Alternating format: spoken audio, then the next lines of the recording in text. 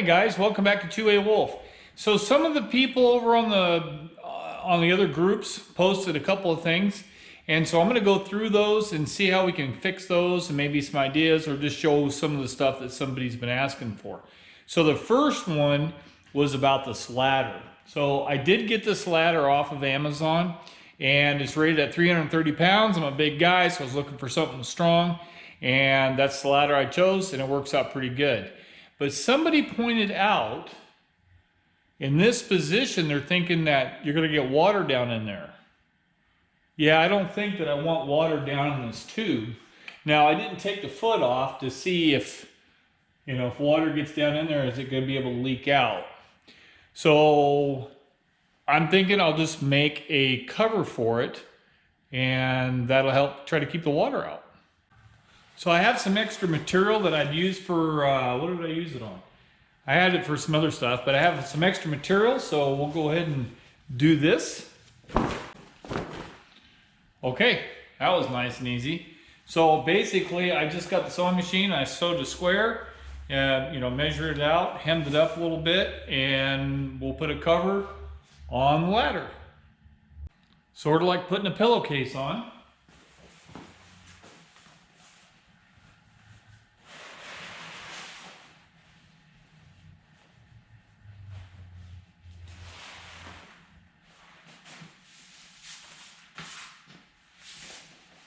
How's that? So I think that'll probably work. But I do have to put a hole in here somewhere for the mounting bolt to go through here. Yeah. Okay, so I got the grommets, and I'll see about putting some grommets through here at some point. I'll have to measure it and see how it works out, and just kind of go. So I think that's probably going to help. So we'll do that. Okay, I went ahead and put some grommets through the bag so the hold down bolt can go through there, and we'll put it up and make sure it fits. Can't even see the hole. Oh, you got a hole in there somewhere. I put a hole on both sides. Oh, it's over there. There we go. So I want you to stay there. You just stay there.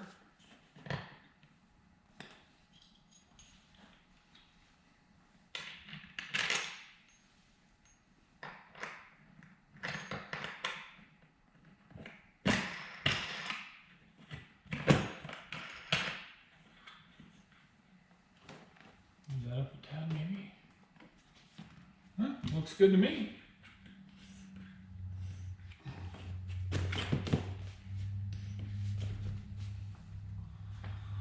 Okay, so here's a sewing machine. I just used my wife's sewing machine in order to do the material. So did that. I didn't have the exact type of grommet tool where it smashes the grommet for the right size. I didn't have the right one, but I got it to work. So and I think what I'll do is I'll put a couple of snaps down here to close that up. I do not have the little grommet tool thing for snaps, but I ordered that and it's coming. Okay, so that takes care of that. So whoever it was out there that said I'd probably get rain in my ladder, I'm not gonna get it now. So we'll move on to the second one. I went ahead and moved the awning out of the way because it seemed like it was casting a shadow. I had that out because we got the updated material for the new top on the 270 awning, and that'll come later. It's going to take a while because we're trying to do it a special way, but I just went ahead and moved that out of the way so that way you could see what's going on. So somebody else asked about what does the back of it look like, and how did the door work, and how does it look when the door is open. On the other videos I did show that, but I'm going to go ahead and show it again. Should be enough room to move you over just a tad. So the door is, I don't know, 3.5 feet wide, something like that. So I used a spring door type closure because I wanted to make sure that if I forgot or something, the door would close and not just drift open. Now I did forget, I took off and went uptown and I forgot to lock the bolt. And I noticed my rear and I noticed in my rear view camera that something was looking weird. Well, when I got on the gas, this would swing open a little bit. So the camera paid off anyways. Okay, so this back panel is an inch and a half, 2 inches thick. It's about 2 inches thick, a little bit narrower. Did that for other reasons, I won't get into it. But anyways, so I'll open the door, I'll set the hydraulic closure.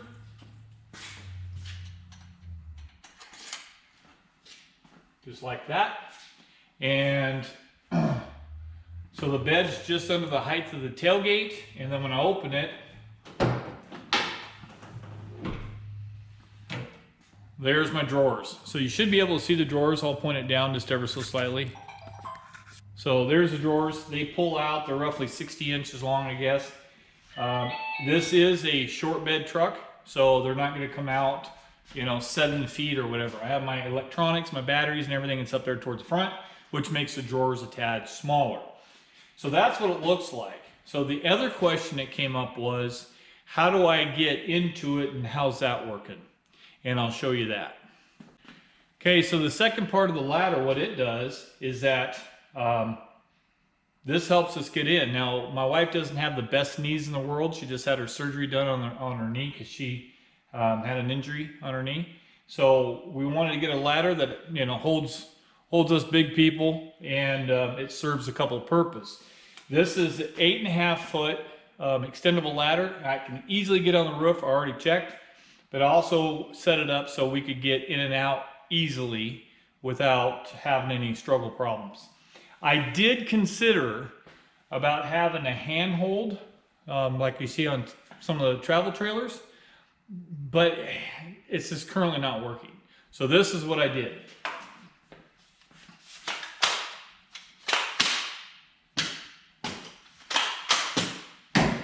Now, just simply leaning a ladder up like that, obviously it could get top heavy. It does seem fairly, it seems fairly stable, like it doesn't want to slide out, but I do have a strap down here, which makes it super stable. So that way,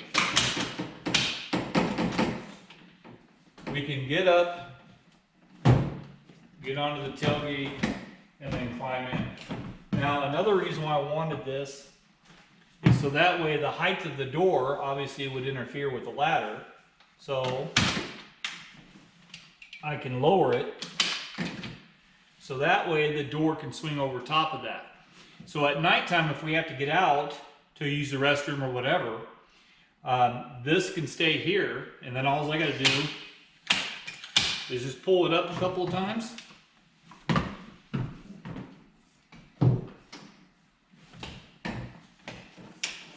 And get down. That's the plan for the ladder. This is how the back of the truck looks. I put a switch up in here. It's easy to reach, so that way if we have to, before we get into the camper at night, we can easily reach the switch. Or if we need some lighting back here, we got the floodlights, and then we have the left and right alley lights as well. So that took care of number 2. Okay, number 3 was about the 3-way switch that I put in for the truck. So what that was about, we know that during travel, we'll have the refrigerator back here, and we know that we don't want, how to say this, okay. During the transportation to get somewhere, it's okay to use the battery that's in the engine compartment to run the refrigerator. But when we're sitting at the campsite or wherever we end up, we want the battery bank in the camper to only be going to the to go to the refrigerator and not use the truck battery. So I put in a 3-way switch. Could have done a 2-way switch, but I put in a 3-way switch. So one way I can use just the front battery. Straight up, I can use all the batteries, or straight back, I can use just the battery bank in the back. So he pointed out he liked the way the rig was built and everything, and likes how everything was done. But with the solar panels I have on top, which is 200-watt solar panels, and then the AGM batteries, which we're going to talk about next, and those are 200 amp hour batteries. He said that's more than enough for that refrigerator, and you know the heater doesn't draw that much, and the CPAP doesn't draw that much. So he said that should be plenty, and you should never have to worry about using the truck battery in the first place. And he also added that I'm probably going to forget to do the switch anyways, and that is a true statement. So we're going to leave it on the rear bank batteries, and we'll just let it go at that. Okay, so number 4, the fourth one. Okay, so we did 2 100 amp hour AGM batteries. So we did 2, I think it was Windy Nation, not 100%. So we did 2 of those batteries. I think it was about $400 or so for 2 of those batteries. And he said, well, you should have just done the LiPo batteries instead. I'm going to put that number up here. I don't remember off the top of my head, but I think it's like $700, I think, for one battery. I know the Battleborns are like $1,000. Great stuff, but this was a budget build camper, and it's made to serve its purpose. Obviously nothing's fancy on here. This is not going to be like at a SEMA show or anything like that. That's not the case. That's not the point. The point of this thing was for durability, right? So, and if you guys watch the other videos, you guys kind of know that. So cost was the deciding factor on those batteries. I'm hoping the AGMs work out pretty good. So if I'm at it a week with the solar panels up on top, I should have plenty. So we'll see how that goes. All right, well, that concludes it for the questions and answers that you guys had. A little out of sequence, but I wanted to show you. I went ahead and put these snaps on here, and that closes the bottom of it, so that way it doesn't, like, you know, flap around. But yeah, there we go. Done. I wanted to thank you guys for watching 2A Wolf. You guys are great. You guys left a lot of good comments on those other pages and groups and stuff. Highly appreciate it. Keep them coming. If you guys got questions, comments, or concerns, make sure you leave them down below. Send me a note, email me. I tried to get the Facebook page thing straightened out. I haven't figured that out. It's currently just on my page. So anyways, yeah.